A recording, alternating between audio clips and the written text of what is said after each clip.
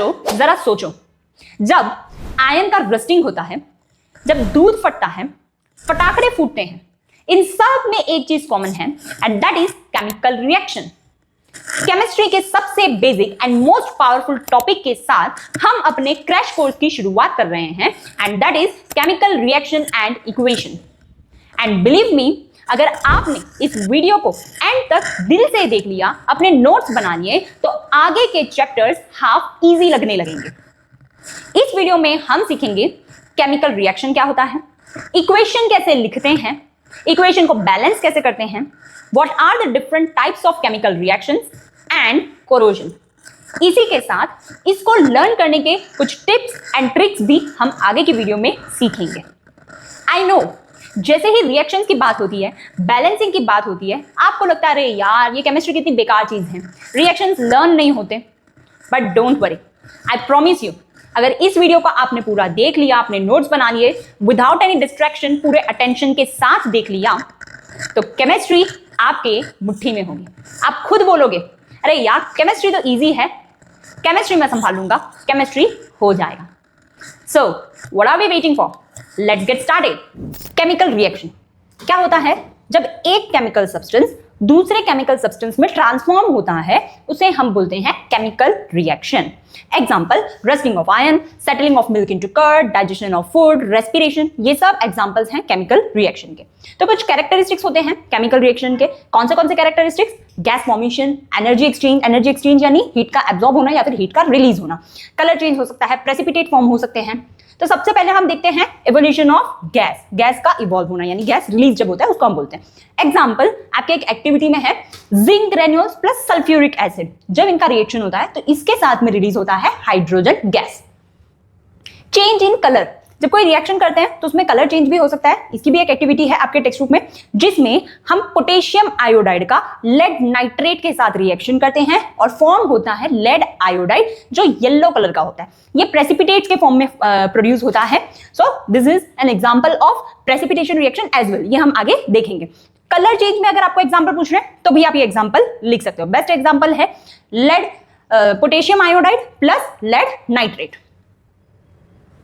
तो क्या क्या देखा हमने? Formation of bubbles, heat is given out, change of state, yes state भी चेंज होता है। तो यहाँ पे कुछ मैंने आपको इंपॉर्टेंट रिएक्शंस दे दिए हैं और उनका कलर चेंज भी बता दिया है। दिस इज वेरी इंपॉर्टेंट क्योंकि आपके एग्जाम में क्वेश्चन ऐसा आएगा, substance x reacts with substance Y to produce a substance Z which is yellow in color। अब जैसे ही येलो कलर बोला, तुरंत आपके माइंड में क्या आ जाना चाहिए? Lead iodide. तो मैंने यहाँ पे कुछ केमिकल रिएक्शंस आपको दिए हैं जिसमें सबके कलर चेंज का डिटेल्स लिखा हुआ है। This is very important because आपके एग्जाम में क्वेश्चन ऐसा आएगा, a substance X reacts with substance Y to produce a substance Z yellow in colour. अब जैसे ही येलो इन कलर बोला, तुरंत आपके माइंड में क्या आ जाना चाहिए? Lead iodide. अंडरस्टूड? तो ये है reactions. Burning of magnesium ribbon, इसका कलर दिया है सिल्वर ग्रे से व्हाइट ऐश फॉर्म हो जाता है। Copper plus oxygen, copper oxide plus hydrogen, ये आप डिटेल में देख लेना। This is very important. Ferrous sulphate, जब फेरस सल्फेट को हीट करते हैं वहां से फॉर्म होता है ferric oxide. Now ferrous sulphate it is green in colour. Ferrous sulphate जो है वो आपके ग्रीन कलर के क्रिस्टल्स होते हैं और जो फेरिक ऑक्साइड फॉर्म होता है वो होता है brown colour. Got it? Lead nitrate, lead nitrate को हीट करते हैं, लेड नाइट्रेट व्हाइट कलर का होता है and lead oxide yellow colour होता है, plus nitrogen oxides brown colour के होते हैं। जिंक एंड कॉपर सल्फेट, ये बहुत से रिएक्शंस दिए हैं, सब आपके बुक का ही है, एक बार आप देख लेना। Sodium sulphate plus barium chloride gives barium sulphate white colour का होता है। Change in state of a substance, of course state भी चेंज हो सकता है। चेंज इन टेम्परेचर मींस जब हम केमिकल रिएक्शन कर रहे हैं तो हो सकता है उसमें हीट रिलीज हो तो टेम्परेचर चेंज होगा, अगर हीट एब्जॉर्ब हो रहा है तो भी टेम्परेचर चेंज होगा। Example again zinc plus sulphuric acid, heat is released. Formation of precipitate, जब रिएक्शन करते हैं, केमिकल रिएक्शन होता है तो उसमें प्रेसिपिटेट्स भी फॉर्म होते हैं। प्रेसिपिटेट्स सॉलिड सब्सटेंस होता है, राइट? प्रेसिपिटेट्स सॉलिड सब्सटेंस होता है जो रिएक्शन में फॉर्म होता है। यहाँ पे एग्जांपल हमने लिया है barium chloride plus sulphuric acid. यहाँ पे फॉर्म क्या हो रहा है? Barium sulphate plus hydrogen chloride. और बेरियम सल्फेट जो है व्हाइट कलर का प्रेसिपिटेट फॉर्म करेगा, इसको हम शॉर्ट में पीपीटी भी लिखते हैं। अब हम आ जाते हैं कैरेक्टरिस्टिक्स ऑफ केमिकल रिएक्शन, हमने देख लिया। अब हम देखते हैं केमिकल इक्वेशन। ये जो रिएक्शन हो रहा है इसे लिखना कैसे है? ऑलराइट, सो केमिकल इक्वेशन एक शॉर्ट हैंड फॉर्म है केमिकल चेंज का। लेफ्ट साइड पे ये एरो है आपका और ये left side right side. Left side पे हम लिखते हैं रिएक्टेंट्स यानी जो रिएक्ट कर रहे हैं, राइट साइड पे हम लिखते हैं प्रोडक्ट यानी कि जो फॉर्म हो रहा है। सिंबॉलिक फॉर्म में लिखेंगे और वैलेंसी से ही आपके सारे कंपाउंड्स फॉर्म होंगे। 9th स्टैंडर्ड में सीखा था। ये है आपके वैलेंसी, ये आपको लर्न होगा ही, अगर लर्न ना हो तो इसमें आप एक बार देख लेना। Law of conservation of mass. अब क्यों ये लॉ, क्या बोलता है ये law? That mass can neither be created nor be destroyed. अब यही चीज हमें केमिकल रिएक्शन लिखते वक्त भी ध्यान रखना है। अभी हमने बात की थी left side and right side, तो हमें क्या देखना है? The total number of atoms on the left hand side must be equal to the total number of atoms on the right hand side, और उसको हम बोलते हैं बैलेंस्ड इक्वेशन। ओके, तो अब मैं आपको बताती हूँ कुछ एग्जांपल कि कैसे रिएक्शन लिखते हैं और उसको बैलेंस करते हैं। सो स्टार्ट करते हैं। आपके सामने मैंने एक क्वेश्चन रखा है, इसी क्वेश्चन का हम पहले रिएक्शन लिखेंगे और फिर उसे बैलेंस करेंगे। तो रिएक्शन कैसे लिखते हैं उसके लिए आपको पता होना चाहिए सिंबल एंड उसकी valency. First is lead oxide. Lead का सिंबल क्या है? Pb। Oxide means oxygen. Pb का वैलेंसी +2, ऑक्सीजन का वैलेंसी -2। जब सेम होती है वैलेंसी तो हम उसे क्रॉस में लिखते नहीं है, इसको क्रॉस करना है आपको। क्या बन जाएगा ये? PbO। Alright, plus carbon. Carbon means C gives lead. Lead means Pb and carbon dioxide. We all know the formula of carbon dioxide, CO2. तो बस इधर हमको Pb में खाली सोचना था, लेड ऑक्साइड में, वो हमने कर लिया है PbO। तो इसको हम लिख देते हैं यहाँ पे PbO। ये हो गया हमारा रिएक्शन, राइट? अब हमें ये चेक करना है कि ये बैलेंस्ड इक्वेशन है या नहीं। तब इसके लिए हम क्या करेंगे? हमको सबसे पहले ऐसे कॉलम बना लेना है। इधर लिखना है LHS, इधर लिखना है RHS, और इधर हम लिखेंगे सारे एलिमेंट्स जो भी हमारे रिएक्टेंट और प्रोडक्ट में है वो। तो लेट्स बिगिन। सबसे पहले हम लिख देते हैं Pb, फिर लिखते हैं कार्बन और लिख देते हैं ऑक्सीजन। लिख दिया तीनों। अब काउंट करो कि लेफ्ट हैंड साइड में Pb कितना है? 1, तो यहां हम लिख देते हैं 1। राइट हैंड साइड में Pb कितना है? 1, यहां भी लिख देते हैं 1। लेफ्ट हैंड साइड में कार्बन कितना है? 1, right side 1। Oxygen on the left side 1, oxygen on the right side 2। Got it? तो यहां पे इस इक्वेशन में ऑक्सीजन बैलेंस्ड नहीं है, तो अब इसे हमें बैलेंस करना पड़ेगा। इतना लिखने के बाद हम क्या देखेंगे कि इन दोनों कॉलम में से मैक्सिमम नंबर कौन सा है। हमको क्या चेक करना है कि मैक्सिमम सबसे बड़ा नंबर कोई भी साइड पे कौन सा है? 2। बस, तो हम यहीं से इसको बैलेंस करना स्टार्ट करेंगे। अब आप यहां देखो, 1 को किससे मल्टीप्लाई करेंगे तो 2 हो जाएगा, मल्टीप्लाई 2। तो हम यहां पे कौन से साइड पे है? ये लेफ्ट साइड पे। तो हम एक काम करते हैं, यहां पे लिख देते हैं 2। एक बात याद रखना, आप कभी भी बैलेंसिंग के लिए नंबर आगे लिखोगे, इधर नीचे आप नहीं लिख सकते। अंडरस्टूड? नाउ यहां जो नंबर लिखा है ना, ये सबके साथ काउंट होगा। यानी अब लेफ्ट हैंड साइड में Pb कितना हो गया हमारा? 2। Pb कितना हो गया? 2। ऑक्सीजन भी बैलेंस हो गया, बट Pb 2 हो गया। तब यहां पे हमको किससे मल्टीप्लाई करना पड़ेगा इसको बैलेंस करने के लिए? 2 से। तो यहां भी हमने Pb के आगे क्या लगा दिया? 2। अंडरस्टूड? ये हो गया अब हमारा बैलेंस। अब काउंट करते हैं, Pb2, Pb2, oxygen 2, oxygen 2, carbon 1, carbon 1। Got it? One more example. Total 3 example देखेंगे हम। अब ये देखते हैं, इजी टू डिफिकल्ट देखेंगे। Hydrogen plus chlorine gives hydrogen chloride. Hydrogen का सिंबल H, और हाइड्रोजन कभी अकेला नहीं रहता, तो इसको हम डाई एटम फॉर्म में लिखेंगे H2। Chlorine same diatomic form Cl2, hydrogen chloride. वैसे तो फॉर्मूला इजी है, अगर फिर भी आप देखना चाहो कि हाइड्रोजन क्लोराइड कैसे फॉर्म होता है तो मैं आपको बता दूं, हाइड्रोजन का सिंबल H, क्लोराइड का सिंबल Cl। H का वैलेंसी +1, Cl का वैलेंसी -1। इसको आप क्रॉस करोगे और ये फॉर्म हो जाएगा आपका HCl। Got it? अब इसका बैलेंसिंग चेक करते हैं। LHS में हाइड्रोजन कितना है? 2। RHS में हाइड्रोजन 1। Chlorine 2, chlorine 1। अब इसको बैलेंस करने के लिए क्या करना पड़ेगा? सिंपली मल्टीप्लाई इट बाय 2, यानी यहां पे हम लगा देते हैं 2। अब हो गया बैलेंस। समझ में आया? इट्स टू इजी, बस स्टेप बाय स्टेप जाओ, it's very easy. One more example.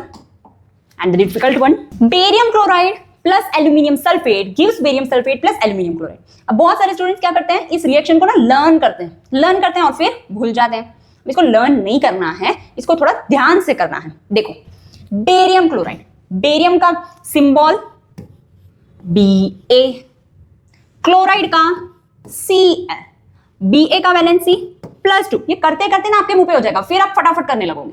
Cl का वैलेंसी -1। अब इसको हम करेंगे cross and this will become BaCl2 plus aluminium sulphate, aluminium का सिंबल Al, सल्फेट का सिंबल SO4, एल्यूमिनियम का वैलेंसी +3, सल्फेट का वैलेंसी -2। अब इसको हम करेंगे क्रॉस और ये बन जाएगा आपका Al2 SO4 होल थ्राइस, क्योंकि पॉलीएटम है तो हम ब्रैकेट बना के लिखेंगे, गिव्स बेरियम सल्फेट, बेरियम का सिंबल Ba, सल्फेट का SO4, Ba का वैलेंसी +2, SO4 का -2, दोनों सेम, लिखने की जरूरत नहीं है। तो ये हमें मिल गया BaSO4 plus aluminium chloride, aluminium का Al, क्लोरीन का Cl, Al का वैलेंसी +3, Cl का वैलेंसी -1, क्रॉस कर लो and this will become AlCl3। अब पता चला रिएक्शन कैसे लिखते हैं, ये बन गया हमारा परफेक्ट रिएक्शन। ऐसे लिखोगे आपकी कोई गलती नहीं होगी, लर्न करके जाओगे पक्का इसमें गड़बड़ करोगे, इसमें गड़बड़ करोगे, लेकिन वैलेंसी मुंह पे होना इज मस्ट, वैलेंसी आपको पता होना ही चाहिए। अब हम एक काम करते हैं, LHS में सारे एलिमेंट्स लिख देते हैं। क्या क्या लिखेंगे, barium, chlorine, aluminium, sulphur and oxygen, सब कुछ अलग लिखना है। SO4 को साथ में नहीं लिखना है, S अलग ऑक्सीजन अलग। अब काउंट करते हैं, बेरियम, हमको इस इक्वेशन पे ध्यान देना है, बाकी का हमारा रफ वर्क है। Barium on left side 1, barium on right side 1, chlorine on left side, chlorine on right side 3, aluminium on left side 2, aluminium on right side, sulphur on left side. कैसे count करेंगे, ये जो bracket के बाहर का 3 है इसको भी काउंट करना है। सपोज यहां पे 1 है, कुछ नहीं है मतलब 1, सो 1 3s are 3, ऐसे काउंट करना है। तो sulphur on left side 3, sulphur on right side just 1, oxygen on left side, oxygen कितना है लेफ्ट साइड में, अभी मैंने बताया मल्टीप्लाई करना है, सो 4 3s are 12, oxygen on right side just 4। ये आ गई हमारे पास सारी डिटेल्स, अंडरस्टूड। अब हम क्या करेंगे, सबसे बड़ा नंबर ढूंढेंगे। यहां पे कौन सा सबसे बड़ा नंबर है, ऑक्सीजन 12। तो ऑक्सीजन को हम किससे मल्टीप्लाई करेंगे, आई मीन 4 को किससे मल्टीप्लाई करेंगे, तो 12 आएगा। Answer is 3 on the right side. ये रहा ऑक्सीजन, मतलब हमें यहां पे क्या लिखना है, 3 लिखना है। अब बैलेंसिंग चेक करते हैं, barium 1, barium 3, aluminium 2, aluminium 2, aluminium 1, no change, sulphur 3 and sulphur 3, sulphur हो गया है हमारा 3। सो सल्फर हमारा बैलेंस हो गया, ऑक्सीजन हमारा बैलेंस हो गया। तो अब बैलेंस क्या नहीं है हमारा, बेरियम बैलेंस नहीं है, क्लोरीन बैलेंस नहीं है। एक काम करते हैं, बेरियम को बैलेंस कर देते हैं, मल्टीप्लाई 3, बेरियम को कर दिया हमने बैलेंस। अब क्लोरीन काउंट करते हैं, 3 2s are 6, यहां लिख देते हैं 6। यहां क्लोरीन काउंट करते हैं, अभी क्लोरीन यहां पे 6 नहीं हुआ है, तो काम करते हैं इसको हम 2 से मल्टीप्लाई कर देते हैं, तो ये हो गया 2। नाउ क्लोरीन इज 6, यहां हो गया क्लोरीन 6, एल्यूमिनियम भी बैलेंस हो गया अगर आप ध्यान से देखो तो।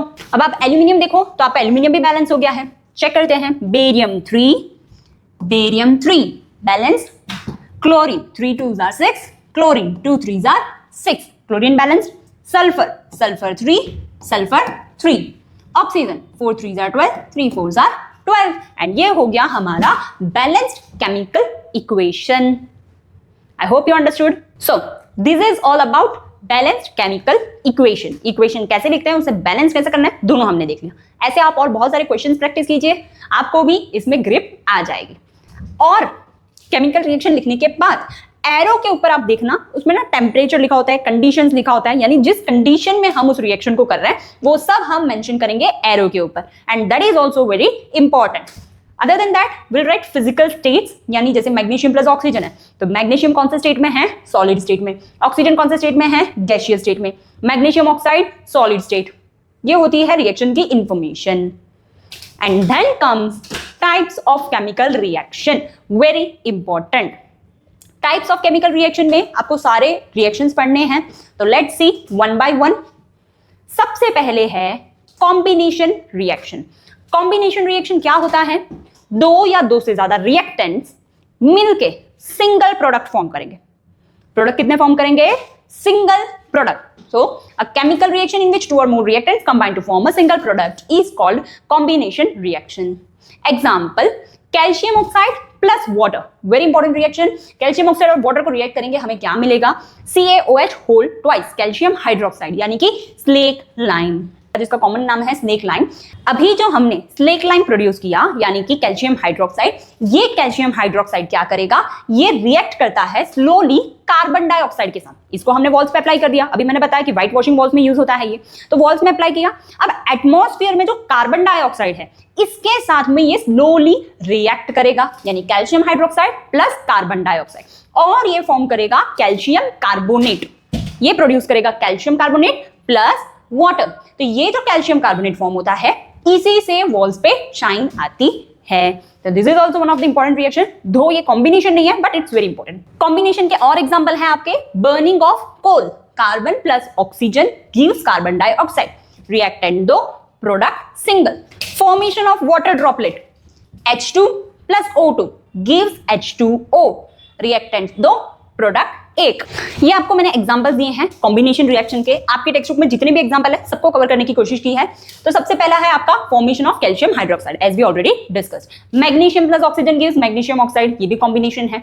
Formation of water, burning of coal, formation of ammonium chloride, ammonia plus HCl gives ammonium chloride. So this is all about combination reaction, and then will move on to exothermic reaction. Second, क्या होता है exothermic reaction, ऐसा reaction जिसमें भी heat release होता है उसको हम बोलते हैं exothermic reaction. For example, methane plus oxygen gives carbon dioxide plus water plus heat, इसको बोलेंगे एक्सोथर्मिक रिएक्शन। बहुत सिंपल है। रेस्पिरेशन रिएक्शन, ये भी एक्सोथर्मिक का ही एग्जांपल है, ये आपको याद रखना पड़ेगा। Decomposition of vegetable matter is also an example of exothermic reaction, vegetable matter का डिकम्पोजिशन भी उसी का एग्जांपल है, ये सब आपको याद रखना पड़ेगा।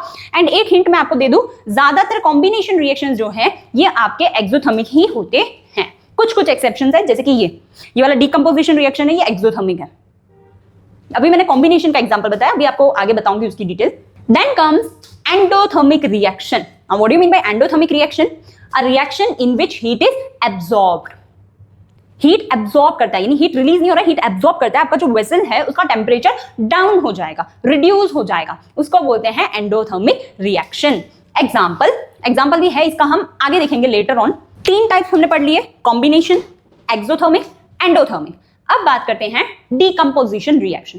तो ये जो डिकम्पोजिशन रिएक्शन है ये कॉम्बिनेशन का ना उल्टा होता है। उल्टा होता है इन द सेंस, कॉम्बिनेशन में आपका सिंगल प्रोडक्ट फॉर्म होता है और डिकम्पोजिशन में आपका रिएक्टेंट सिंगल होता है। एक रिएक्टेंट टूट जाता है दो या दो से ज्यादा प्रोडक्ट्स में। Alright, so chemical reaction in which compound is split into two or more simple substance is called as decomposition reaction. तो ये जो डिकम्पोजिशन रिएक्शन है ये आपके तीन कंडीशन में हो सकते हैं। एक हो सकता है इन द प्रेजेंस ऑफ हीट, तो उसको हम बोलेंगे थर्मल डिकम्पोजिशन। दूसरा इन द प्रेजेंस ऑफ लाइट, उसको हम बोलते हैं फोटोलाइटिक डिकम्पोजिशन। तीसरा होता है इन द प्रेजेंस ऑफ इलेक्ट्रिसिटी, तो उसको हम बोलेंगे इलेक्ट्रोलाइसिस या फिर electrolytic decomposition. So example decomposition का ये है हीट के प्रेजेंस में, सो इसको हम बोलेंगे थर्मल डिकम्पोजिशन। लेड नाइट्रेट को हमने हीट किया, वहां से प्रोड्यूस होगा आपका lead oxide plus nitrogen dioxide plus oxygen, ये होगा आपका प्रोड्यूस। नाइट्रोजन डाइऑक्साइड जो है आपका ये ब्राउन कलर के फ्यूम्स प्रोड्यूस करेगा। तो ये जो ब्राउन कलर का फ्यूम्स है ये आपको लर्न करना पड़ेगा, याद रखना पड़ेगा, क्योंकि इसके ऊपर से आपके क्वेश्चंस आ सकते हैं। Next is heating of calcium carbonate. Calcium carbonate को हीट करना is also an example of decomposition reaction. CaCO3 क्या फॉर्म हो जाएगा आपका calcium oxide plus carbon dioxide. Ferrous sulphate, इसको हीट करते हैं, क्या मिलता है? Ferric oxide plus sulphur dioxide plus sulphur trioxide. अब इसमें एक बात याद रखना आप, ये जो फेरस सल्फेट के क्रिस्टल्स हैं ये कौन से कलर के होते हैं? Green colour. फेरस सल्फेट के क्रिस्टल्स ग्रीन कलर के होते हैं और जो फेरिक ऑक्साइड है ये ब्राउन कलर का होता है। ऑलरेडी कलर चेंज में ये रिएक्शन मैं आपको बता चुकी हूं। Ferrous sulphate .7H2। अब ये .7H2O क्या है? ये है हाइड्रेटेड फेरस सल्फेट का फॉर्मूला। हाइड्रेटेड फेरस सल्फेट में 7 मॉलिक्यूल्स ऑफ वाटर होता है। इसको जब हम हीट करेंगे ये बनेगा ferrous sulphate plus H2 7H2O। Then comes photolytic decomposition. Now what is photolytic decomposition? Heating in the presence of sunlight. तो इसमें हमारा एग्जांपल है सिल्वर क्लोराइड। सिल्वर क्लोराइड को जब हम हीट करते हैं हमें मिलेगा silver plus chlorine. Similarly silver bromide, silver bromide को हीट करेंगे हमें मिलेगा silver plus bromine. Then comes decomposition in the presence of electricity. ये एक बहुत अच्छा एक्सपेरिमेंट है आपके टेक्स्ट बुक में, उसको आप एक बार रीड कर लेना। इस रिएक्शन में हाइड्रोजन वाटर जो है आपका वो ब्रेक होगा into hydrogen and oxygen. And then comes displacement reaction. क्या क्या देख लिया अभी तक हमने? Combination, exothermic, endothermic, decomposition and now displacement. क्या होता है displacement reaction? A reaction in which more active element displaces less active element। ज्यादा रिएक्टिव एलिमेंट क्या करेगा? लेस वाले को उस कंपाउंड में से डिस्प्लेस कर देगा। इसको बोलते हैं displacement.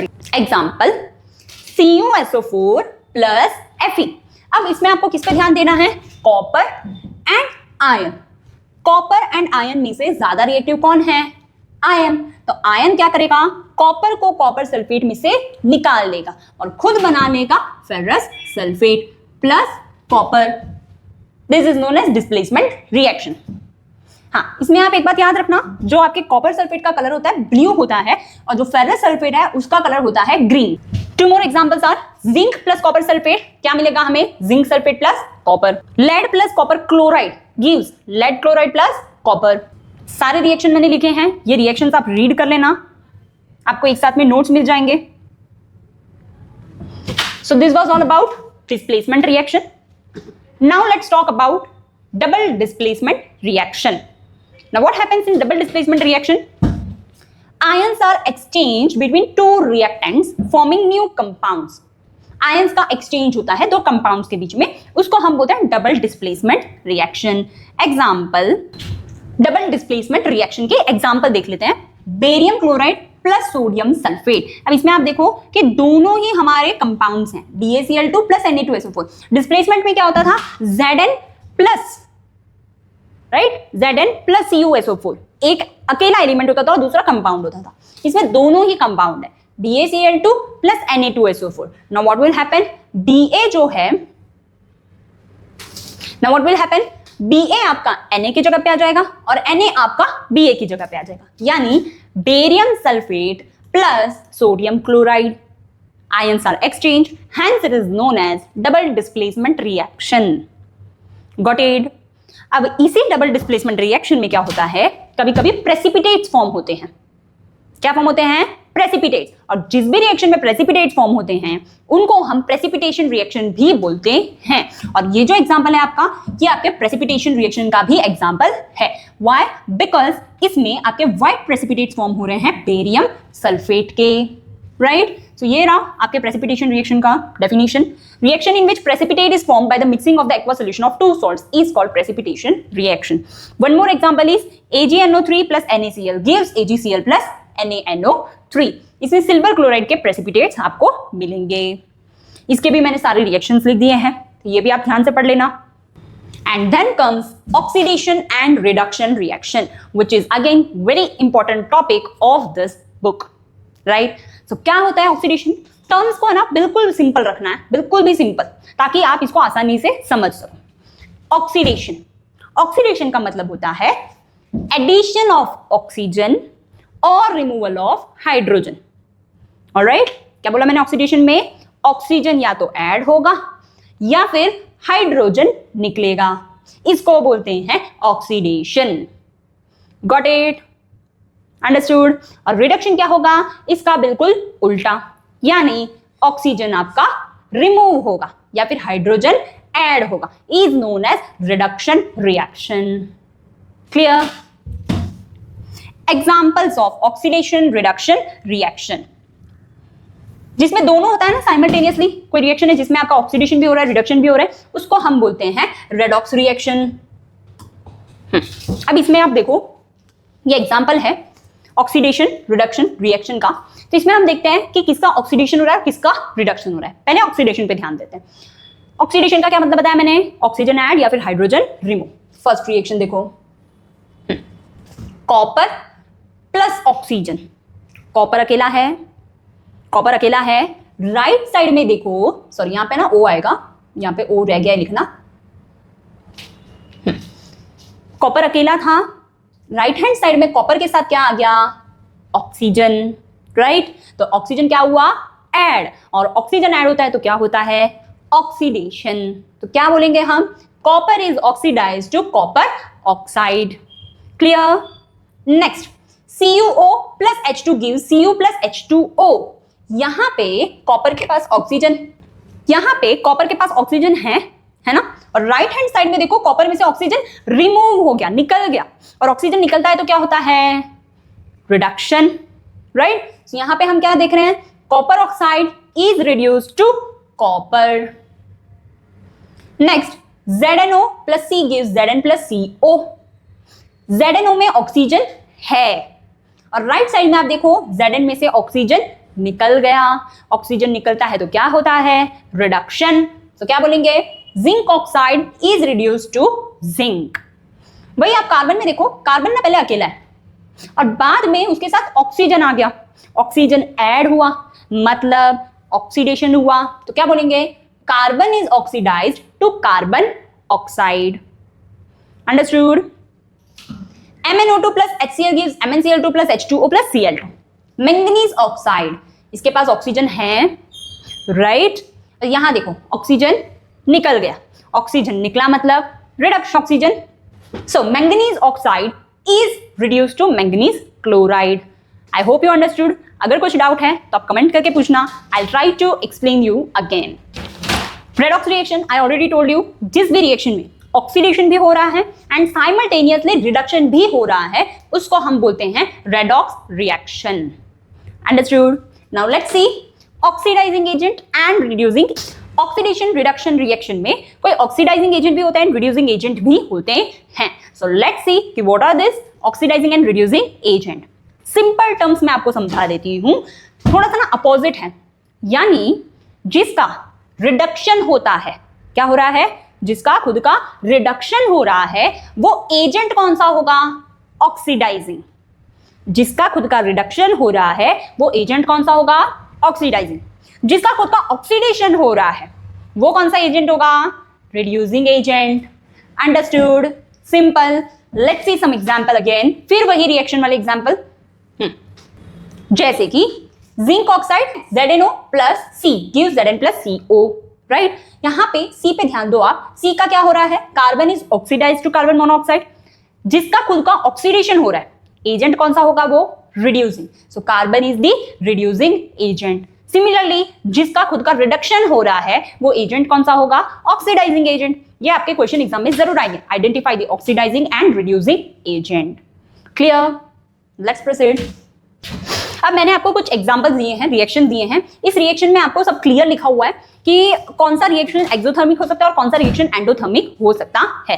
So let's C combination reaction. आप ध्यान देना, ज्यादातर कॉम्बिनेशन रिएक्शन जो है ना वो एक्सोथर्मिक रिएक्शन होते हैं। ये आपको एमसीक्यू में काम आएगा, सो इसको आप ध्यान से समझ लो। डीकंपोजिशन रिएक्शन ज्यादातर एंडोथर्मिक होते हैं।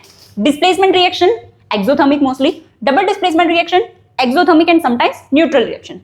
डिकम्पोजिशन ऑफ वेजिटेबल मैटर वो एंडोथर्मिक नहीं है, वो रिएक्शन एक्सोथर्मिक है। फर्दर ऑक्सीडेशन, ऑक्सीडेशन रिएक्शन क्या होता है ज्यादातर आपके एक्सोथर्मिक। रिडक्शन रिएक्शन क्या होते हैं, एंडोथर्मिक। रेडॉक्स रिएक्शन कैसे होते हैं, एक्सोथर्मिक। यानी दो ही आपके एंडो हो सकते हैं, या तो रिडक्शन या फिर डिकम्पोजिशन। बाकी सारे आपके ज्यादातर क्या होते हैं, exothermic reaction. And last topic is corrosion. So what do you mean by corrosion? Corrosion means when any metal comes in contact with moist air, it forms a layer of oxide on it. This is known as corrosion. So कोई भी metal जब moist air के contact में आता है तब उसका corrosion होता है। ये slow process होता है मेटल डीके होने का। Due to effect of moisture layer of reddish brown colour is deposited over surface of iron. Moisture की वजह से आयन के ऊपर क्या डिपॉजिट हो जाता है?